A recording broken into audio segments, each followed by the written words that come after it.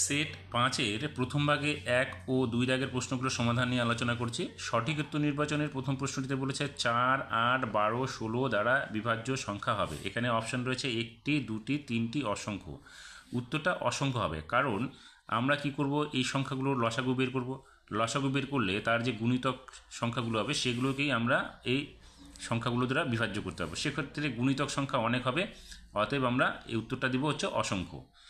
2 নম্বরে বলেছে এখানে একটা সংখ্যা রয়েছে, সংখ্যাটির দুটি 6-এর স্থানীয় মানের যোগফল। দেখো এখানে প্রথমটার স্থানীয় মান কত হবে, 6 আছে, এখানে 6, তারপর হচ্ছে দুটো শূন্য হবে, দুটো দুটো 4টে, তার মানে এখানে 6, 1, 2, 3, 4টা হবে।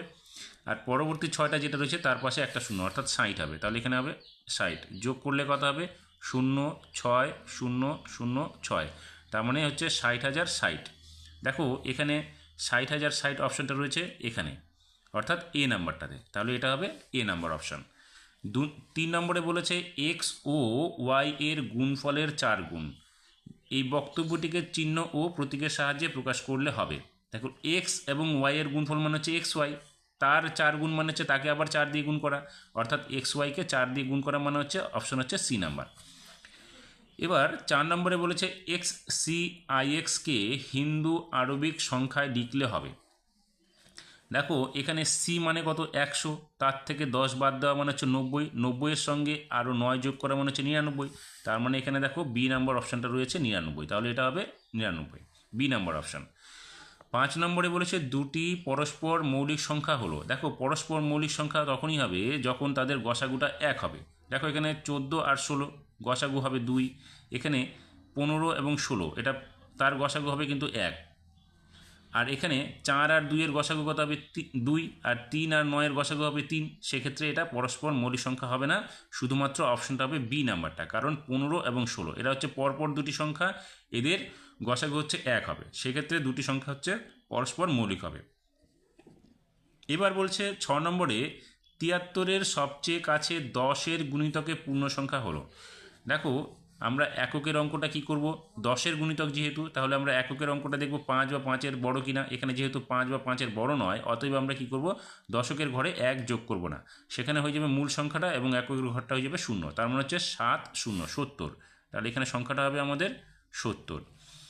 এবার বলেছে 7 নম্বরটা বলেছে কথায় লেখো 42.009, তাহলে এটাকে কথায় লিখলে কি হবে, এটাকে কথায় লিখলে হবে 42.009। তাহলে আমরা কীভাবে লিখব, আমরা এখানে লিখব হচ্ছে 42.009।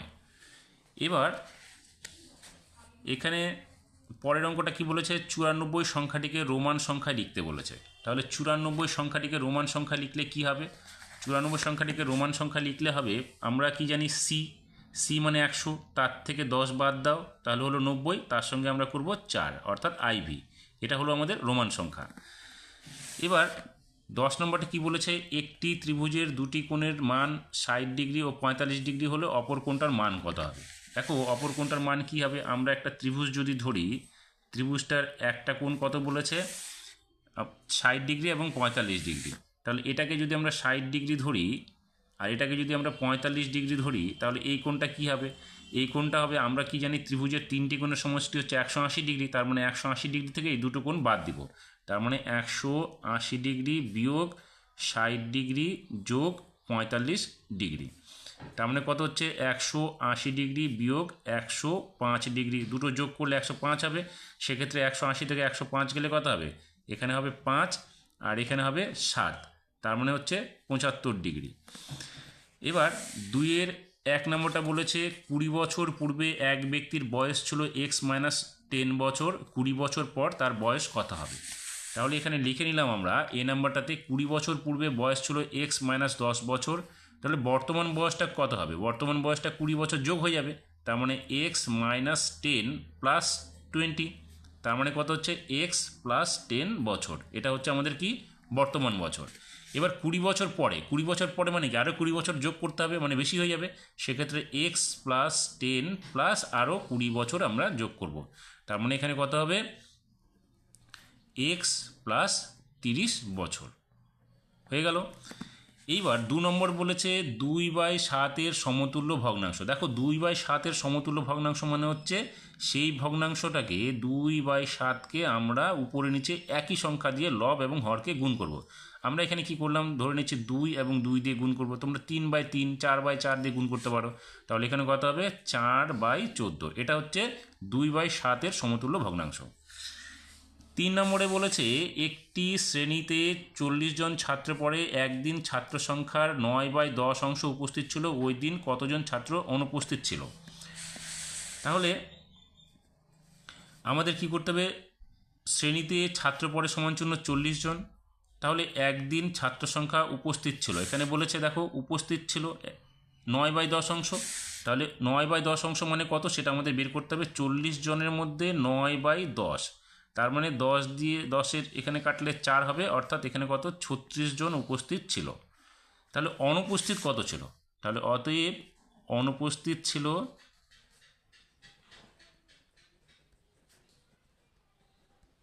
সমান চিহ্ন কি 40 থেকে আমরা যেটা উপস্থিত ছিল অর্থাৎ 36 জন উপস্থিত ছিল তার থেকে বিয়োগ করলে কত হবে 4 জন।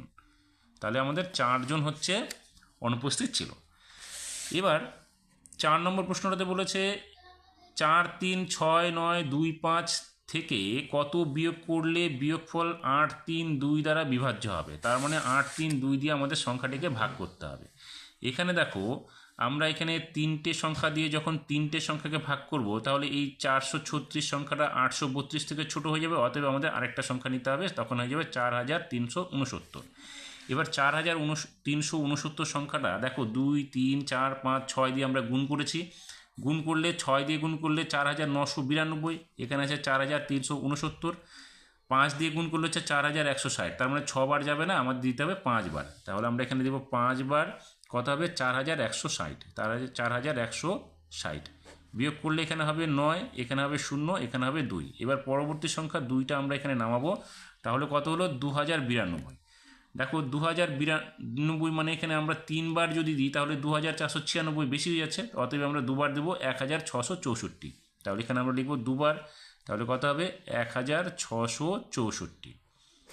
বিয়োগ করলে 12 থেকে 8 4 গেলে এখানে হবে 8, হাতের একটা এখানে যোগ করলে 7 হবে, 9 থেকে 7 গেলে এখানে হবে 2, এখানে 20 হলো, 20 থেকে 16 গেলে এখানে হবে 4। পরবর্তী সংখ্যা 5 আমরা এখানে নামাবো, তাহলে কত হচ্ছে 4285। এখানে 6 বার দিলে 4992, 5 বার দিলে 4160, তার মানে 4 বার দিব, 5 বার দিব, তাহলে এখানে হবে 5 বার দিলে হচ্ছে 4160। তাহলে এখানে হচ্ছে 5, এখানে হচ্ছে 2, এখানে হচ্ছে 1। প্রশ্নটিতে কি বলেছে, প্রশ্নটিতে বলেছে কত বিয়োগ করলে বিয়োগফল 832 দ্বারা বিভাজ্য হবে। তার মানে দেখো এখানে সংখ্যাটা যদি এই 125 সংখ্যাটা না থাকতো তাহলে অঙ্কটা মিলে যেত। তার মানে আমাদের উত্তরটা হবে যে 125 যদি মূল সংখ্যাটা থেকে বিয়োগ করি তবেই আমাদের ভাগ করা যাবে। তাহলে এখানে লিখব অতএব নির্ণেয়